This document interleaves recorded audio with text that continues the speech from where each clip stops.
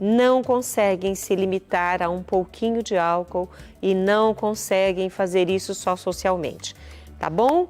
Então, hoje nós vamos receber um psicólogo, né, o Denis. Ele é especialista nesta área, né, psicólogo clínico especialista em dependência química, que é o Denis Gomes Alves Pinto. Vamos ver se ele já está na linha com a gente? Olá, Denis, bem-vindo! Olá, muito obrigado, é um prazer estar aqui. E é um prazer ter você hoje aqui, principalmente por causa do tema, que foi o que eu estava já iniciando aqui, alertando para quem está nos vendo hoje, né? Não só pelas redes sociais, mas também pela transmissão ao vivo da TV Século XXI, porque hoje é o Dia Nacional de Combate ao Alcoolismo. E como você é especialista não só em álcool, mas em drogas e outras dependências químicas, nós vamos poder conversar e ajudar muitas pessoas. Eu acredito nisso, viu, Denis? Então, obrigado por sua presença.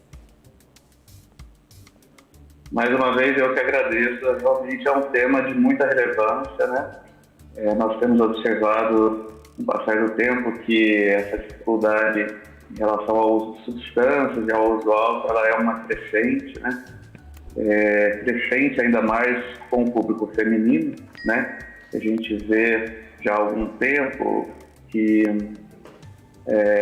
por conta das propagandas, do direcionamento das empresas fabricantes de bebidas, né? Vem procurando atingir esse público feminino, né? E cada vez mais a gente observa essa dificuldade também presente nesse público, né? E essa é uma droga lícita, as pessoas conseguem comprar. Tem mais de 18 anos, simplesmente vão lá e compram. Quer dizer, não tem limite, não há um controle disso. E como você falou, o empenho das empresas em aumentar as suas vendas, ganhando um novo público, simplesmente destrói a saúde de todas as formas, não só a saúde física e mental, mas saúde de todas as formas destas pessoas. E eu estou muito feliz que a gente vai conversar sobre isso. Obrigada. Daqui a pouquinho, como essa é só a abertura, daqui a pouquinho a gente já começa o nosso tema, porque eu quero comentar com as pessoas o que nós vamos ter no programa. Então, você espera só um minutinho e a gente já começa o nosso bate-papo, ok? Tudo bem. E olha, para você que está aí acompanhando o programa Mulher.com, hoje nós temos artesanato e nós temos a companhia da Eliana Borges, que trouxe uns enfeites de Páscoa para a mesa. Olha o Natal, Eliana, olha só, linda. Ela trouxe 2 coelhinhos muito charmosos e ela falou assim, olha, Rita, eu quero ensinar cada detalhe porque são coelhinhos, né, pequenininhos, um casalzinho que faz um charme, consegue entrar em qualquer casa, tanto grande, uma casa maior, né, faz um enfeite num canto, quanto o pequenininho, um apartamento, um quarto só, enfim, um ambiente menor, né? Até para decorar um quarto de criança. E tá aí o casalzinho que nós vamos aprender a fazer. Olha que charme, gente! E a gente fala pequenininho porque os outros são gigantes, né? Mas eles não são tão pequenininhos assim, mas são lindos demais. Então, daqui a pouquinho, Eliana, eu vou aí com você, tá bom? E hoje também nós vamos aprender com a Lu Bruni a fazer uma batata de forno. Gente, que é um sucesso de batata. Um sucesso, inclusive aqui do programa Mulher.com. E a Lu Bruni vai ensinar a gente, então prepara aí para aprender estas batatas deliciosas. E para a gente começar a nossa entrevista com o Denis, né, com o psicólogo, e também começarmos o nosso programa, não pode faltar de jeito nenhum o pedido a Deus para que nos abençoe através da intercessão de Maria, Mãe de Jesus e Nossa Mãe, e também por intercessão dos nossos pais, né? Que intercedem a Deus sempre por nós em oração e nos abençoam todos os dias. Vamos lá? Você já sabe, mão para o céu e mão para a terra, para que a gente nunca se esqueça que precisamos do céu e precisamos das pessoas da terra também, principalmente os nossos pais, para vivermos em família e vivermos bem em comunidade. Vamos lá? Junto comigo! Benção, mãe! E a gente pega essa bênção com toda a fé e guarda no coração. Guardei. Tá guardado. Já estamos abençoados e agora eu só quero agradecer a minha mãe, que eu sei que lá de Alfenas está me abençoando, como ela faz todos os dias, abençoando todos os filhos. Obrigada, mãe, te amo. E bora conversar? Vamos lá novamente com o psicólogo, que já deu uma pincelada para nós desses aumentos, principalmente bebida alcoólica e entre o público feminino, né? Entre as mulheres que estão bebendo, algumas até mais que os homens. Denis, quando a gente vê nas estatísticas estas porcentagens das mulheres aumentando, assusta, porque nunca foi assim tão alto, não é? Realmente, como eu disse, isso tem vindo numa tendência, né, de aumento. As empresas produtoras de bebidas, elas têm direcionado as propagandas, têm buscado mais esse público, né, como uma forma de ampliar aí seus rendimentos, né. Particularmente para as mulheres, a gente observa que existe um contexto de muita gravidade aí para essa questão, né. É importante elas se informarem um pouco sobre essa questão, porque existem alguns fatores ligados ao sexo feminino que podem prejudicar mais que os homens, né? E também alguns problemas são agravados por conta do álcool e das substâncias tóxicas de uma forma geral. E é tão interessante que você falou alguns agravantes em relação ao álcool no organismo da mulher. Isso também acontece com o tabaco, com o tabagismo, né? As mulheres são muito mais prejudicadas em sua saúde também com o cigarro.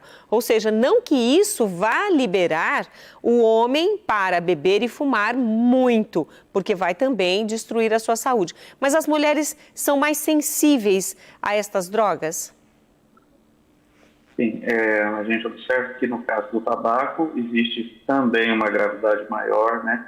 E quando a gente pensa na questão da gravidez, ainda mais, né? Porque definitivamente é algo que prejudica de fato aí a formação da criança e o desenvolvimento do feto, né?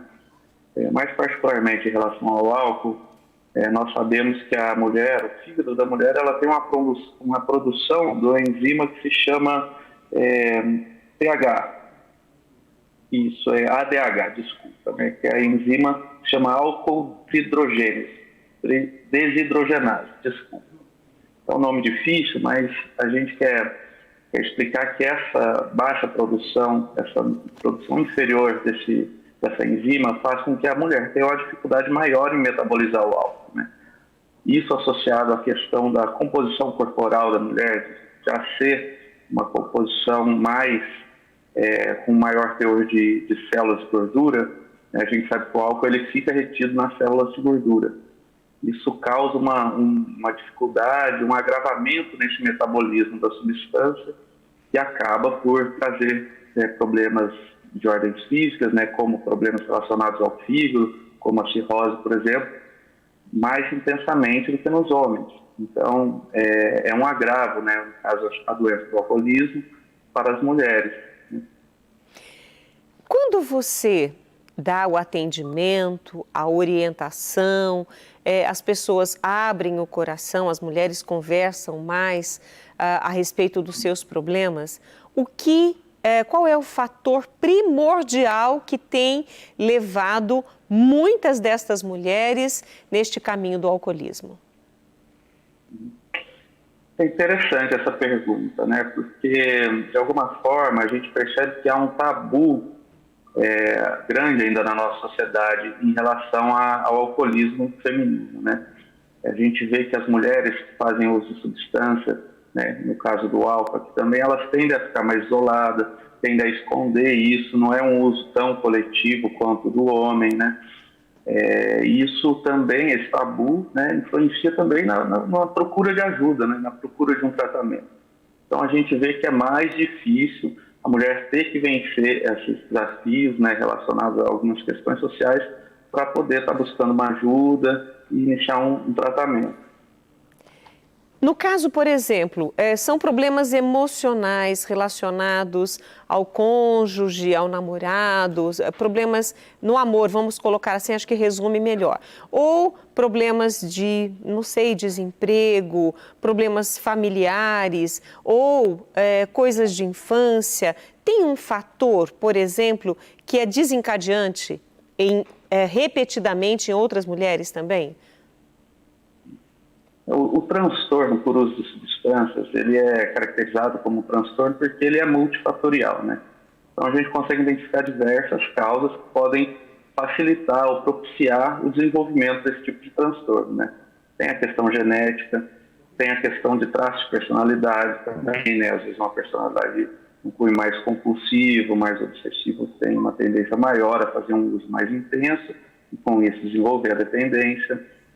Questões sociais também, como a oferta mais fácil, né? No caso do álcool, por exemplo, a gente observa isso, né? É algo que está mais presente, é algo que é lícito, né? Então acaba sendo mais fácil o acesso e isso acaba estimulando e favorecendo o desenvolvimento de transtornos, né? Fora isso, a gente sabe que existem outros fatores sociais também, que às vezes estão ligados à família, né? Uma família que tem o hábito, tem o costume de fazer uso da substância, né? Uhum. Isso já é uma estimulação, né? De certa forma, para a criança, isso serve como um incentivo ou algo que não é percebido como muito grave, né? Isso facilita a entrada, o início do uso, né? E também o desenvolvimento de alguns problemas com a dependência. Eu posso aproveitar e fazer uma pergunta? Você falou desse ambiente familiar onde a bebida é corriqueira e as pessoas, para eles é comum, né? E se tem crianças nesse ambiente, pode interferir na vida desta criança, não só pelo fator genético, mas que o exemplo, essa visão da criança vendo a mãe ou o pai, ou talvez os dois, beber demais, pode fazer com que essa criança na fase adulta venha ser dependente do álcool também? Sim, a gente sabe que fora os componentes físicos da doença, né, existem os componentes comportamentais, né? Que tem a ver com o meio que a criança vive, né? Tem a ver com a facilitação do acesso, tem a ver com o exemplo, muitas vezes, né? E isso, quando é iniciado na infância, a gravidade aumenta de forma astronômica, né? E mesmo quando não é iniciado na infância, se inicia o uso já na fase adulta, mas com uma permissividade maior, isso também a gente considera como um agravante do desenvolvimento da doença. Aquela coisa de falar assim, vai lá na geladeira, pega uma latinha para o papai ou para a mamãe, né, para o titio, para o vovô, e a criança vai, abre, pega. Então isso também seria um mau hábito para essa criança aprender. Com certeza, definitivamente. Isso daí já é um contato precoce, né? E é um exemplo muito ruim, né? Não só que o uso do álcool é permitido, como ela teria um fácil acesso, poderia estar facilmente em algum momento, ter acesso a essa latinha de cerveja, ou seja, o que for, e por uma curiosidade, alguma coisa, levar a boca, experimentar, né?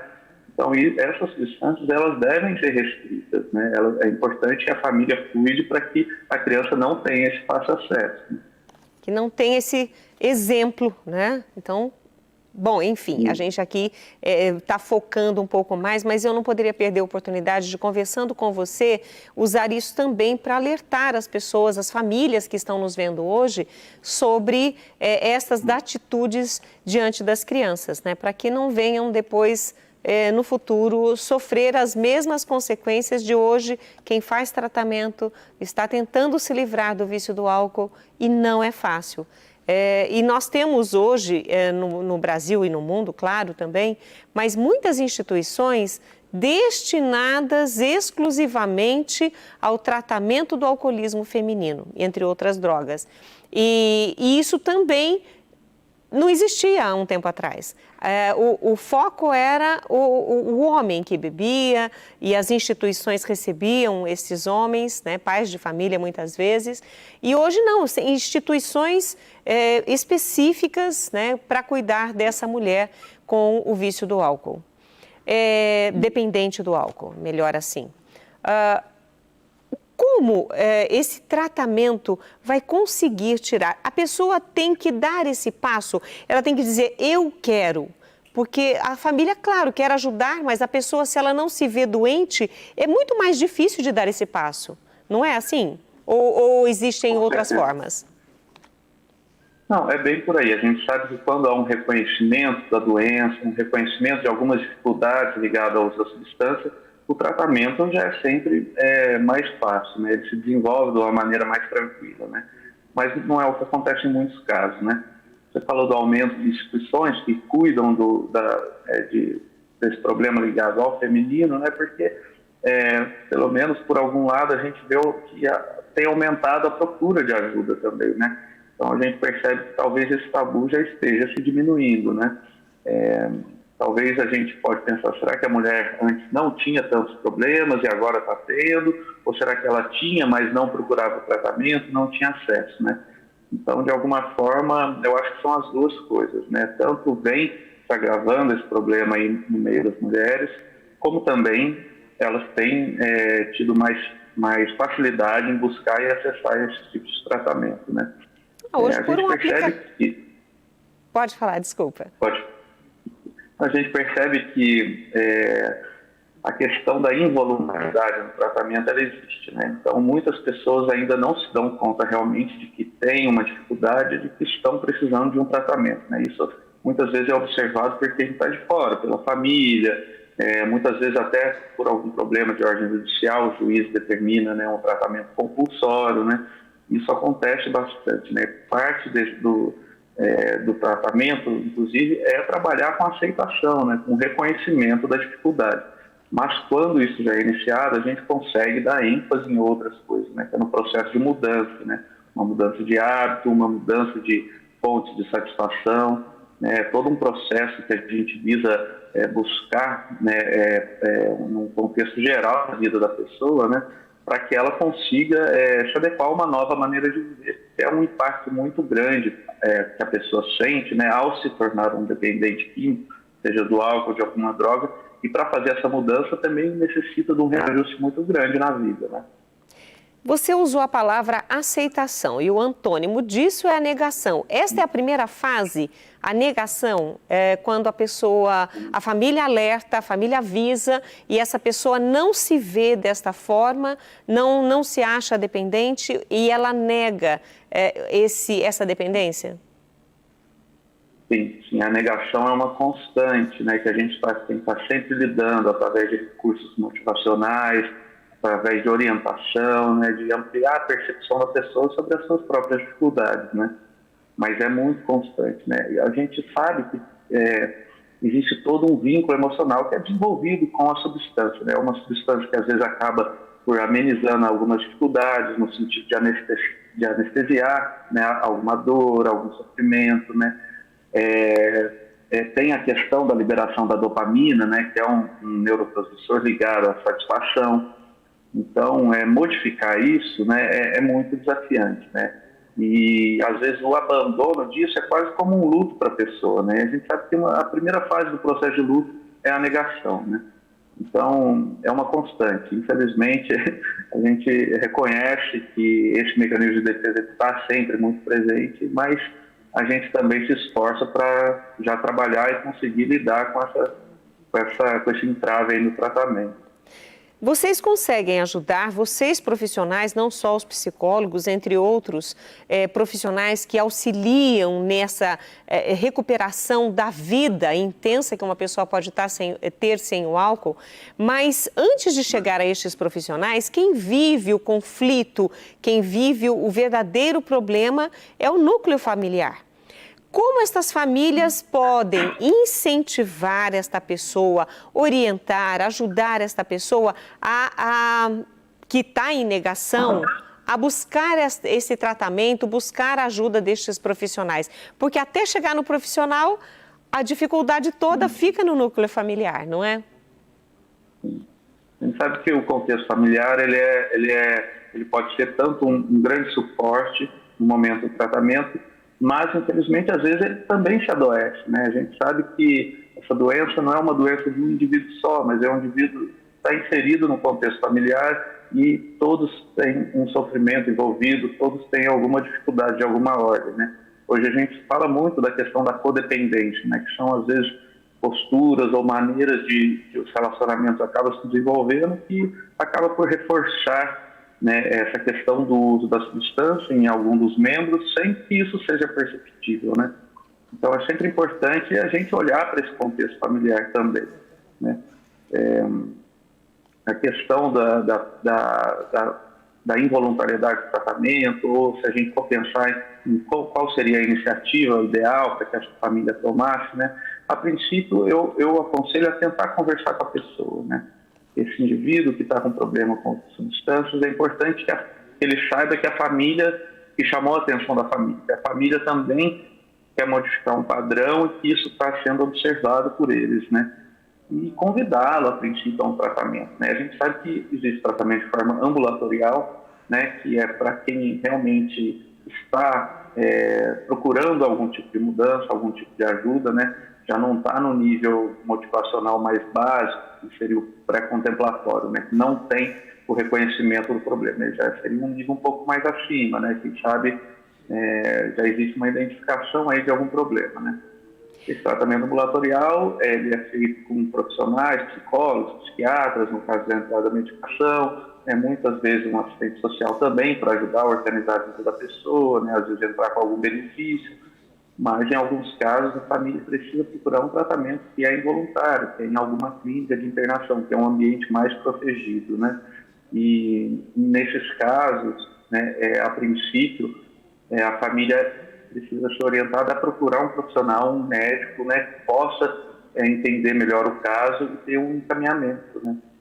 Então é interessante, pensando nas famílias que estão vivendo esse problema, é interessante que a família busque essa ajuda primeiro, até mesmo antes de tentar convencer a pessoa para que, bem orientado, faça da maneira correta e essa pessoa seja levada a esse tratamento e alcançar pelo menos aí uma qualidade de vida melhor em sociedade e no seio familiar. Só lembrando agora, nós temos o AA, que ao longo desses anos vem fazendo um trabalho também muito bonito de orientação, de inclusão desta pessoa. O AA, ele tem ajudado também, né? Aqui em Campinas eu conheci um AA específico para mulheres e fui lá, fiz entrevista, conversei com as mulheres e todas elas relatavam a mesma dificuldade. Nessa negação, elas não se viam bebendo demais. Para elas era só uma válvula de escape e elas não e precisou de um trabalho muito grande para esse convencimento interno para dar esse passo em busca da cura. Você falou desses multiprofissionais, né?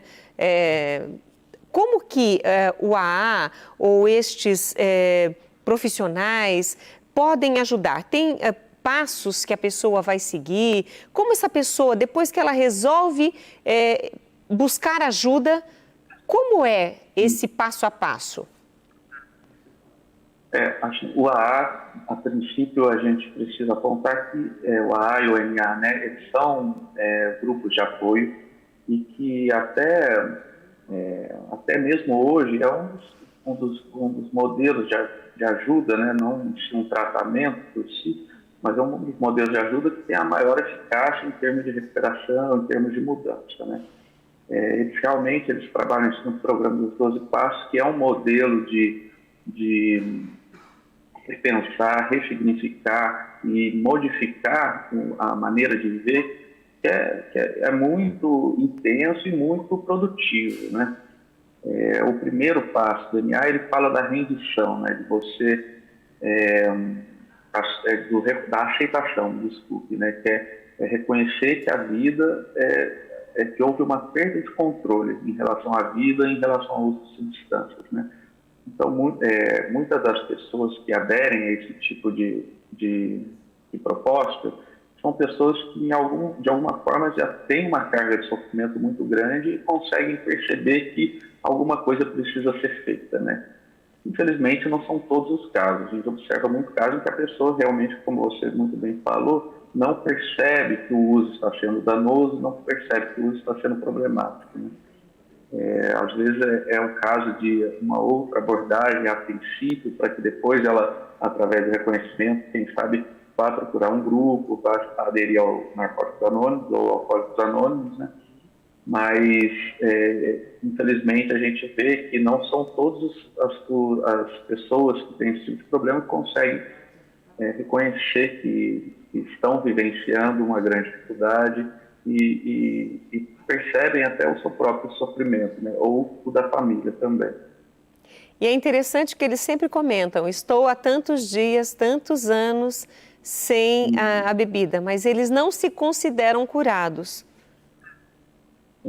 Eles consideram uma recuperação constante, né? Recuperação constante. A gente fala que eles estão em manutenção, né? A manutenção. Se a gente for pegar pelo diagnóstico, saúde mental, eles não são considerados mais dependentes químicos, né? Já houve a remissão por um período de tempo, né?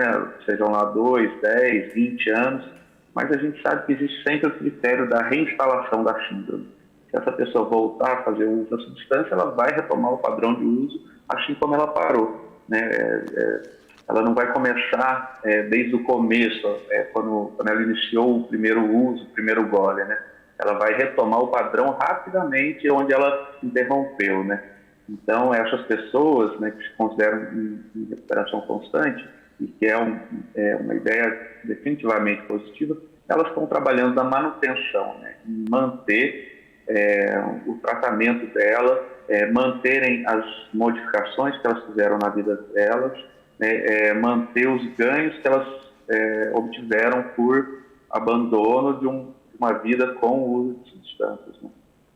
Olha, dentro do nosso tema de hoje, pensando no alcoolismo, na mulher, né, que está dependente desta substância, do álcool, o que nós podemos, aproveitando o seu conhecimento, a sua orientação para elas, né?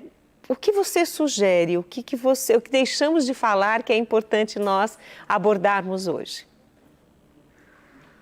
É importante que elas não se sintam excluídas do ambiente social, né? Existe um lugar para elas, a gente reconhece que esse problema também é das mulheres, né? Então, elas não, a princípio, não devem se sentir constrangidas a buscar algum tipo de ajuda, né? Elas, assim como os homens, precisam de um suporte, de um apoio para efetuar uma mudança, para conseguir minimizar e sanar essa dificuldade delas, né? A gente sabe que esse tabu ele precisa ser quebrado, né? Então é importante ressaltar isso. E esse problema não é só dos homens, é das mulheres também. A gente observa que a questão da violência doméstica sempre está associada ao uso de substâncias. Muitas vezes as mulheres já têm essa dificuldade em buscar algum tipo de suporte e apoio quando são envolvidos com questões de violência doméstica, né? E é comum que o álcool também esteja associado, né? Então é importante a gente ressaltar que as mulheres precisam ser ouvidas, né? Que a gente precisa dar voz para essas dificuldades e é importante que parta a iniciativa um pouco delas também, né? Que elas possam trazer o problema à tona, se abrir e procurar algum tipo de ajuda. Olha, Denise, eu quero agradecer a tua participação comigo hoje, foi muito rica.